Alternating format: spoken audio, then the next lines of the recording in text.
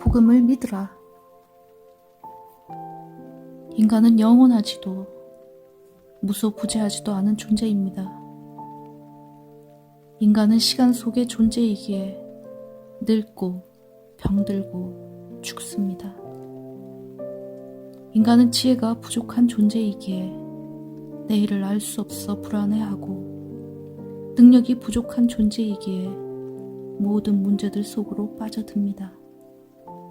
그리고 사랑이 부족한 존재이기에 갈등과 압제와 학대로 고통당합니다. 벌거벗고 매 맞고 찢어지고 상처 입은 나의 모습이 보이십니까? 생명의 근원 대신 하나님의 통치를 거부하고 돌아선 나의 실체가 깨달아집니까? 하나님을 반역하고 떠난 나의 소망 없는 모습에 애통하고 절망하십니까? 하나님을 반역한 죄인에게 소망은 없습니다. 죄의 싹은 사망이니까요. 제가 지금 말씀드리는 것은 단지 육체의 죽음을 말하는 것이 아닙니다. 왜냐하면 성경은 사단과 사단을 따르는 자들에게는 영원한 불못이 예비되어 있다고 말하니까요. 만약에 집에 불이 나서 꼼짝없이 갇혔을 때 그 사람에게 가장 기쁜 소리는 무엇이겠습니까? 바로 여기에 탈출구가 있다 외치는 누군가의 소리가 아니겠습니까?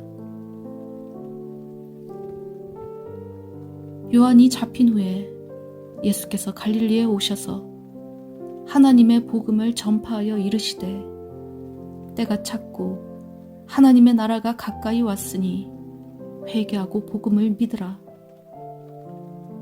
너의 처지를 깨닫고 나에게로 돌아서서 항복을 하였다면 그리고 그것이 너의 진심이라면 그렇다면 복음을 믿으라고 말씀하십니다.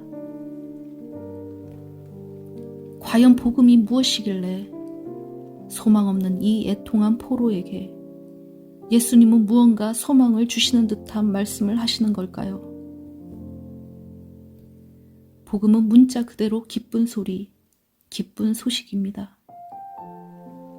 하나님을 반역한 죄인으로 소망 없이 영 죽을 수밖에 없는 자에게 여기 기쁜 소식이 있으니 그것을 믿으라고 말씀하십니다.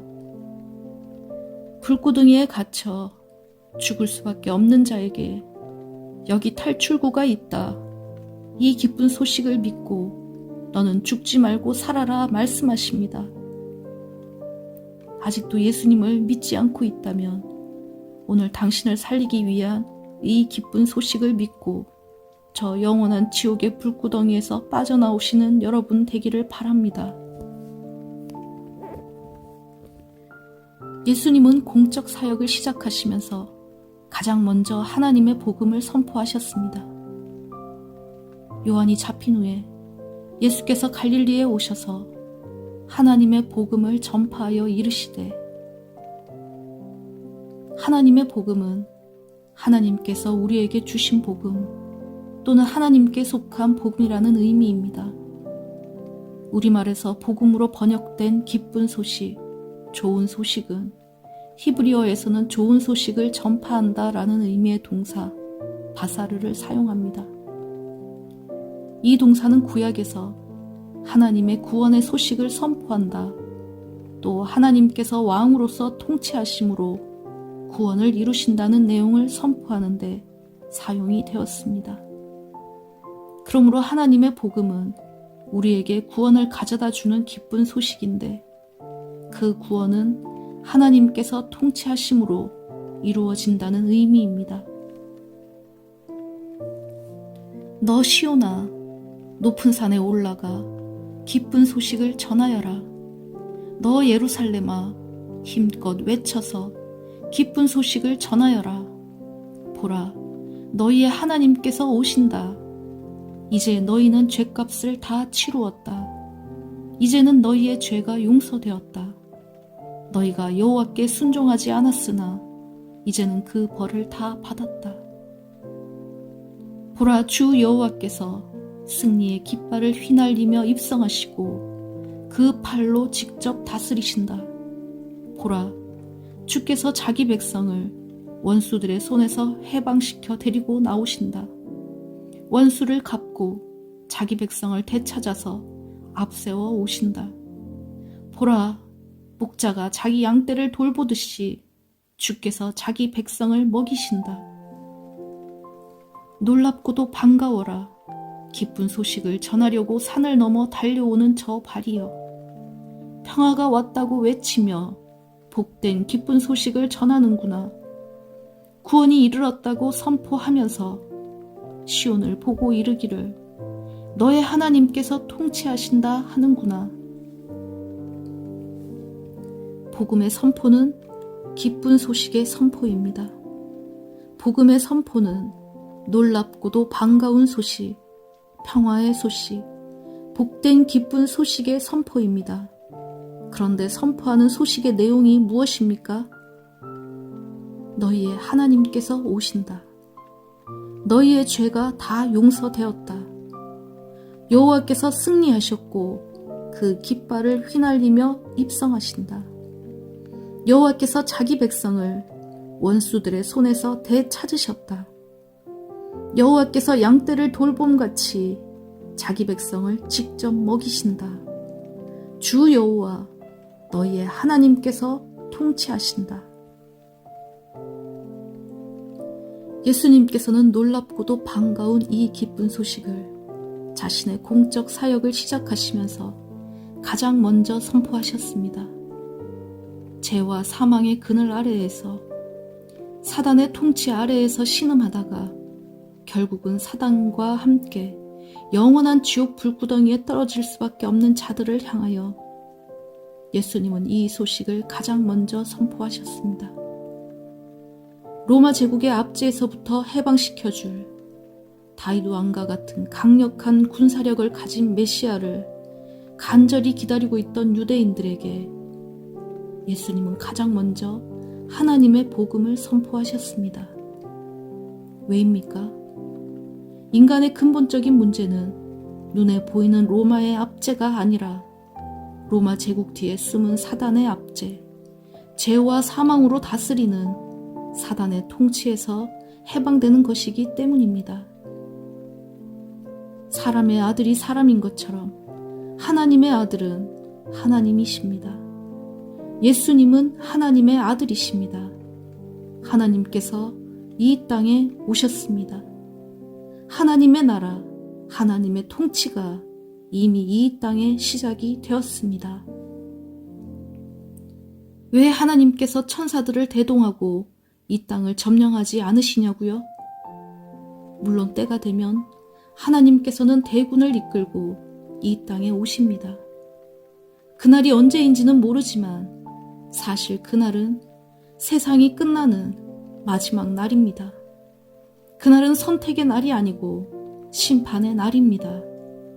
오늘 이 시간은 마귀의 통치에서 하나님의 통치로 자진해서 들어갈 수 있는 기회의 시간입니다. 우리말 성경에 복음으로 번역된 기쁜 소식, 좋은 소식의 헬라어는 유앙겔리온입니다. 유앙겔리온은 고대 로마 시대 로마군이 전쟁에 승리했을 때 전령이 전하는 승리의 소식이었습니다. 특히 로마 황제와 관련되어서 전해지는 모든 좋은 소식이 유앙겔리온입니다.